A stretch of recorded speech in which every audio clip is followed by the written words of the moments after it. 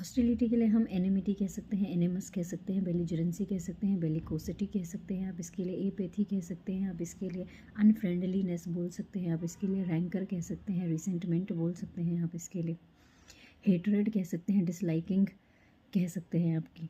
ठीक है, हमारा जो नेक्स्ट वर्ड है आज का दैट इज़ इम्प्यूनिटी। इम्प्यूनिटी का मतलब होता है आपने किसी को राहत दे दी, तो आप उसको माफ़ करके दी है या उसको छूट दे दी है, रियायत दे दी है, रियायत बरत दी है, डिपेंड अपॉन द कॉन्टेक्स्ट। तो हम इसके लिए बोल सकते हैं एग्जेम्पशन कह सकते हैं, क्लेमेंसी कह सकते हैं, मर्सी कह सकते हैं, पिटी कह सकते हैं, पार्डन कह सकते हैं।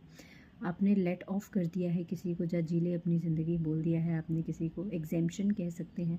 फिर एक्सनरेशन कह सकते हैं, आपने किसी को किसी के ब्लेम से फ्री किया है तो एक्सनरेशन कह सकते हैं। लिबर्टी कह सकते हैं, फ्रीडम कह सकते हैं, एक्सकल्पेशन कह सकते हैं, विंडिकेशन कह सकते हैं, एब्जॉल्वेशन कह सकते हैं हम इसके लिए।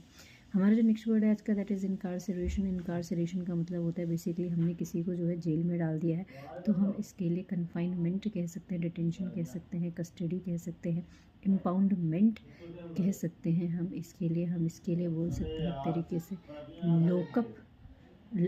हाँ, लॉकअप कह सकते हैं हम इसके लिए। हमारा जो नेक्स्ट वर्ड है आज का दैट इज़ चाइम। चाइम का मतलब होता है कि जब दो लोग आपस में बात कर रहे होते हैं और आप बीच में जाके इंटरप्ट करके अपनी राय देते हो, उसको बोलते हैं चाइम।